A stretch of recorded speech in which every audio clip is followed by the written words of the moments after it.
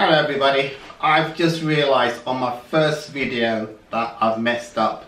Essentially the overexposure, or the exposure rather, was a bit too high. So that's why is that when you see this video that's now coming up, it's going to be rather bright. So I do apologize for that. As I say, it's my very first attempt. Also, what I've also realized is that my introduction is likely to take up to an hour. So what I've done is I'm going to split it into 3 parts. So the first part that you're going to see is part 1, and as I said, you know, if you do like it, I'm sure you can give me a like and also subscribe to my channel. Thank you very much.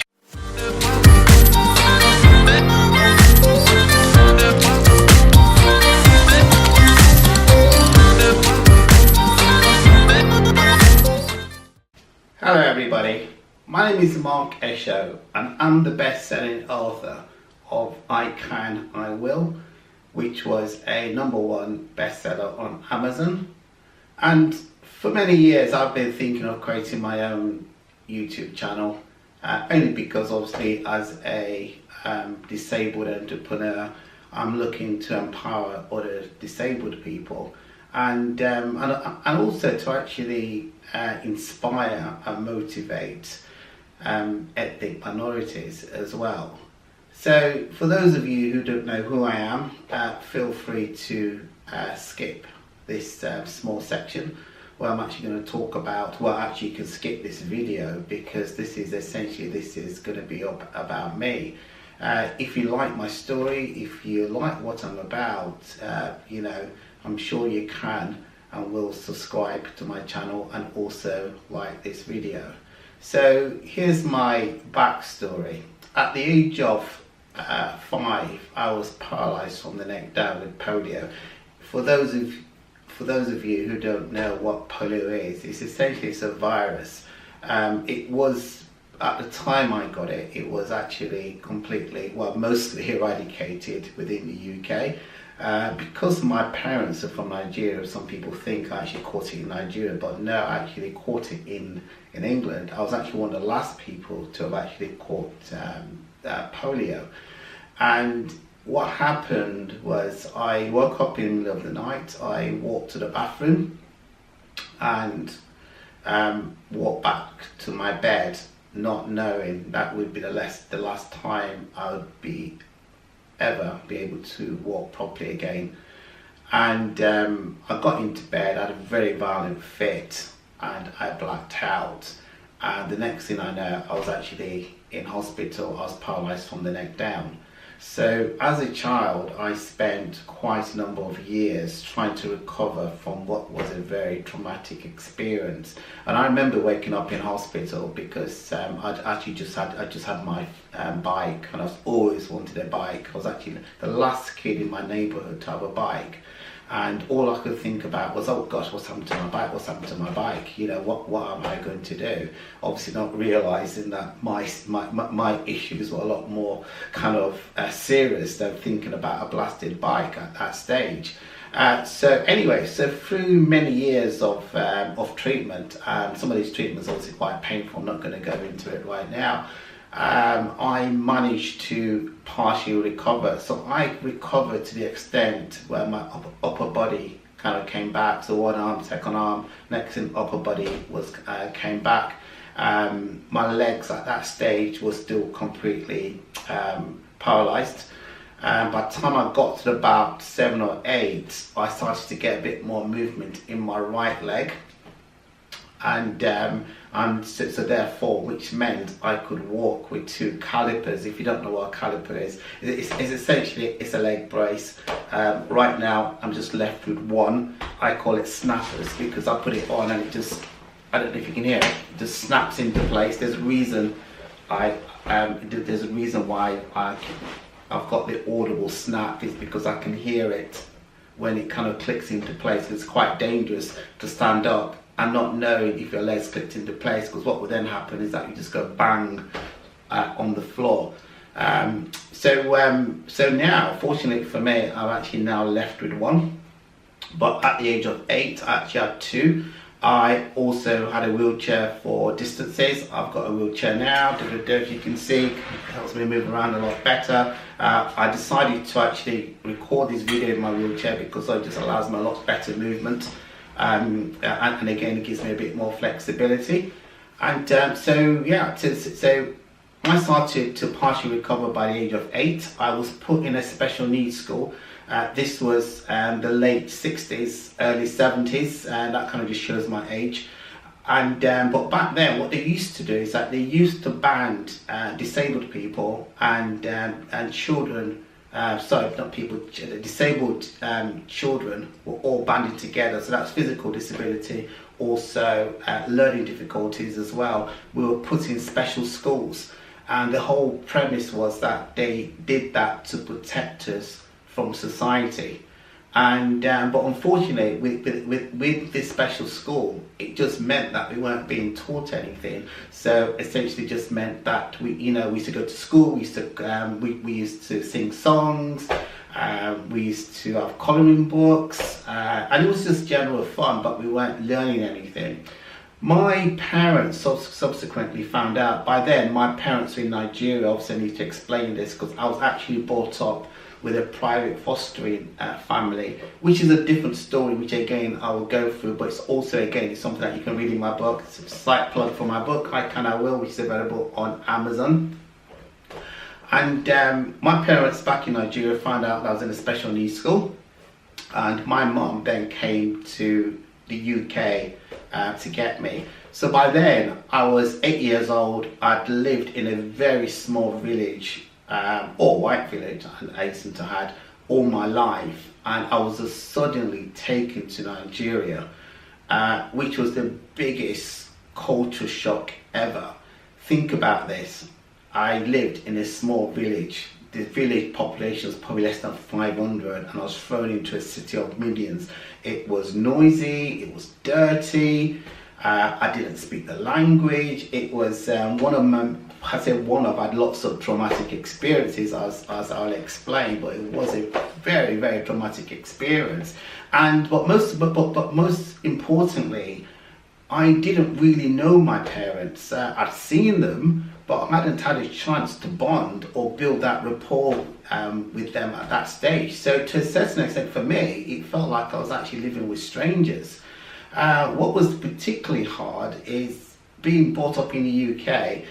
You were encouraged to have a debate and also disagree with elders. Back in Nigeria, for those who are from developing countries, you kind of know that you don't speak back to elders. And I reckon, within a couple of days, I was actually given a slap. I think it was by one of my aunts, who actually thought I was actually being rude just because I was answering back to her. So early on, I found out that you do not talk back to elders. As a child, you keep your mouth shut. You're seen but not heard. Anyway, so unfortunately, my issues with disability turned out to be the least of my problems. What I didn't know, and I didn't know this till I was in my 20s, because my mum protected me actually from this, is that while I was in hospital, paralysed from the neck down, my dad asked my mother to abandon me because for him, he didn't know how he would cope with a disabled child. He just started his career in Nigeria, and developing countries, places like Nigeria, because at the end of the day, I can't talk about other countries, I can talk about Nigeria. Disability is not something that is the norm, but disabled people sometimes are locked away. They're seen as a source of shame. I've had stories of people whereby they've actually been locked in their rooms. They're not allowed to go out. So for him, obviously I don't know what he was thinking. I think it was a source of shame having a disabled child. So within 2 weeks of going back to Nigeria, I was woken up in the middle of the night. He asked me to put my calipers on, and by then I kind of knew not to argue with him, because any sort of argument was basically going to be a slap or a knock on the head. So I did as I was told, and I was taken into the forest. And by then, obviously, I was actually getting quite agitated and quite worried and absolutely scared, because it was dark, it was noisy, and obviously you can hear all the animals in the background. And we walked into the forest, and I was confronted with a witch doctor, which again was one of the most scariest things I've ever seen in my life. You know, this was this child who was born in the UK, who'd never seen anything, or even thought about anything like this. You know, these sort of things you see in horror movies. And I was confronted with a witch doctor, who then proceeded to perform various rituals on me. So the first ritual was basically to kill a chicken. I thought to myself, come on, you know, killing a chicken in front of a child, exceptionally traumatic experience. And with the blood was then actually then poured over me. He then went to perform tribal cuts. He used a blade to cut these incisions into my legs, both legs, and then rubbed the paste into the legs. And by this time, I didn't care about my dad telling me to shut up. I was absolutely hysterical. And this process, unfortunately for me, continued for over 6 months.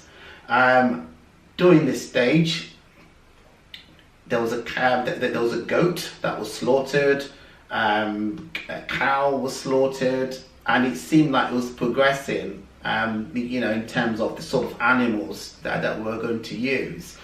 And in my dad's ignorance, he thought traditional medicine could cure polio, because in his mind, because despite the fact that it was a very highly educated man, to a certain extent, he still held those traditional values and thought, okay, traditional medicine can actually cure these things.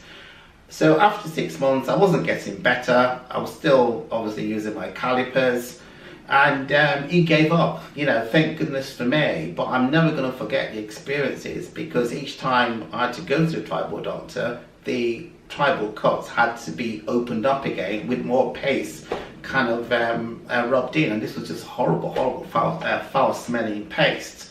So I started school.